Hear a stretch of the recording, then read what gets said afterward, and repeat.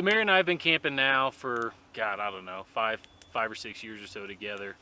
And we started out 7 years together. And we started off doing some tent camping. Then we started camping in the back of the 4Runner. And ourselves, like a lot of folks in the overlanding world pretty much, eventually got to the point where we kind of wanted to upgrade to something that was a little bit more user-friendly, a little quicker to set up at camp, and wasn't as cumbersome when you got to camp because of having to unpack the vehicle just to make room for your bed. We finally set out looking for a rooftop tent, and we weren't dead set on any specific brand or model or anything like that. We were looking at the used market because we don't really have the money for a brand new one. So I started taking to Facebook and Craigslist, and ended up finding a pretty good deal on a Roofnest Falcon II. I was pretty specific in the style of tent that I wanted. I didn't want one of the soft-sided tents. They take a lot longer to set up. They're a little bit easier to bang up on a trail with overhanging trees and whatnot. So I knew I wanted a hard-sided rooftop tent, the wedge type. They're a little bit better in wind situations as well because you can point your wedge into the wind. Preference was to get a pretty low profile one. Now that's not without its cons, and I'll touch on that here in a little bit. We ended up getting the Roofnest Falcon II because it was a low profile hard-sided tent that was going to fit our needs quite well. I'm going to give you a quick run through on how we set up the tent, just how long it takes, and while I'm doing that on the screen, I'm going to throw up the overall dimensions and specs of the tent so you get an idea of what we're dealing with. Come to the back of the tent, and you can choose to lock it or not. It comes with a specialty key for locking the 2 latches on it. We generally don't, probably shame on us, but all you do is pop the 2 Velcro, pull the latches, push it up. It's got 2 gas struts, one on either side, that helps to raise it into position. It's got a bungee here that holds your rainfly awning piece in place. Pull the bungee out of the way. Inside of the tent, we've got 2 support poles. And this is what's going to help support the fly. Pop that in there. That. Try not to fall.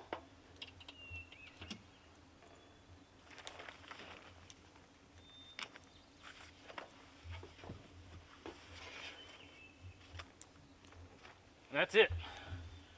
So the tent is now set up.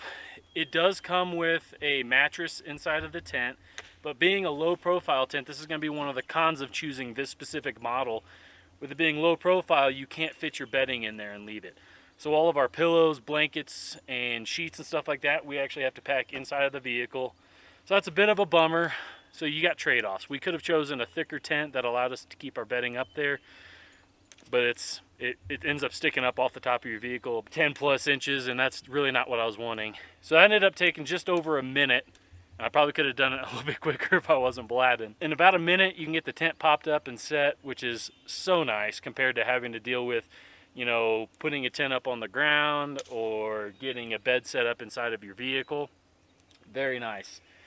And in order to get up in the tent, you get a telescoping ladder, which is super easy to deploy. You can either attach it to the back.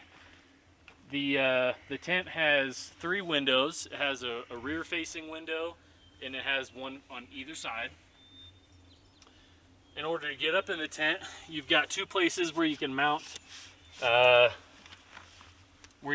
your ladder mounts. So we've got one on the side and one on the rear, just depending on how we want to get into the tent.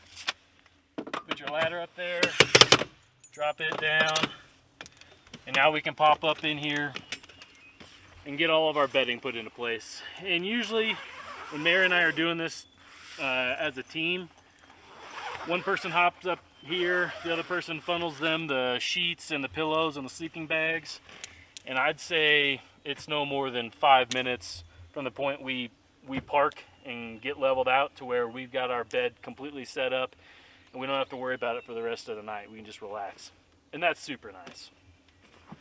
So I'll hop up in here,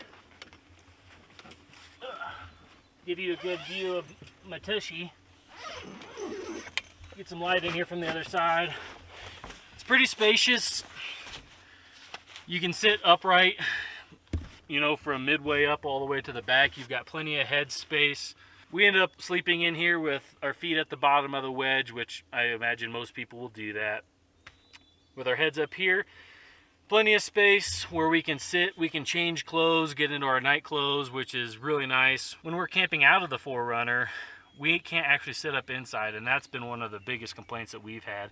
And honestly, one of the things that we're most grateful about having this rooftop tent is we can sit upright in here. It's got 2 light strips running along each side. All you got to do is plug in your USB bank into each side, and you got lights in the tent, which is also very nice, so you don't have to pack up extra lights with you. It's got storage compartment that comes stock with it.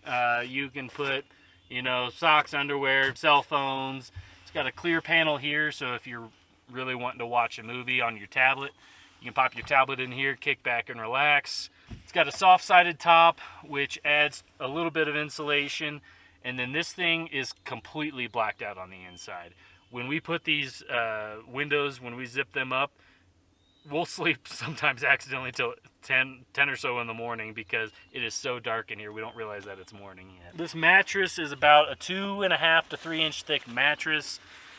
It's a memory foam mattress. I would say it's decent. It's not the most comfortable, so sometimes we'll actually end up using an additional air mattress up in here to give us a little bit extra padding.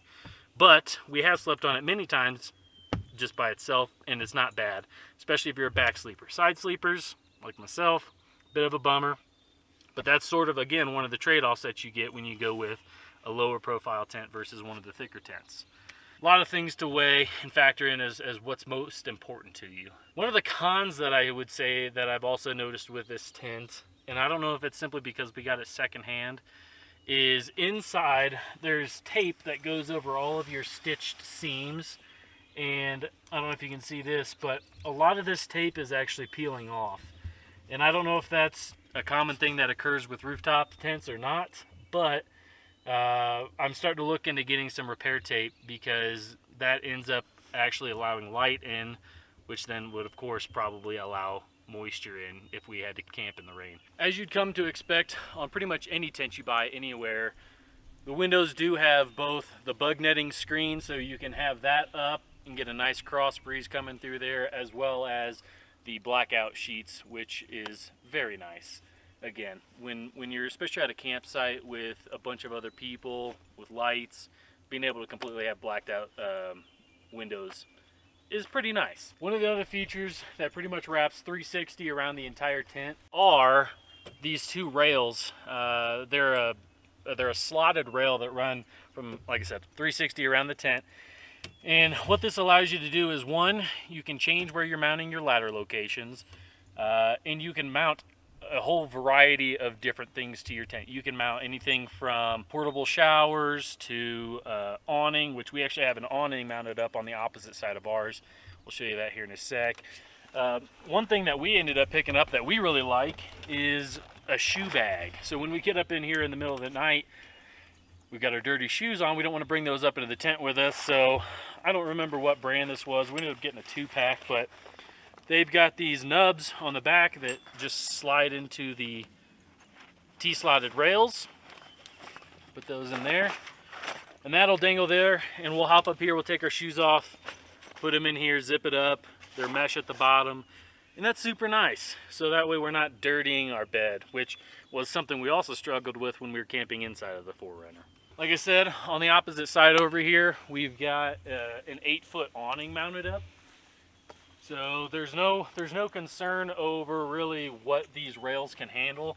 I've seen people mount, like I said, portable showers, you know, 10+ gallon showers, so plenty of weight and never really any issues. So this awning has also been super nice for us. Actually ended up getting that from the same guy we got the tent from. Another pro over having one of the soft-sided rooftop tents, if you're sort of between the two, if you're running solar, having the flat roof on the hard-sided tent is very nice because you can mount your flexible panels to the top of the tent directly. If you're running a soft-side tent, you can't really do that. You have to come up with other options, either having portable solar panels inside that you deploy when the sun's out, So that's something else to think about. All in all, Mary and I have really enjoyed the tent.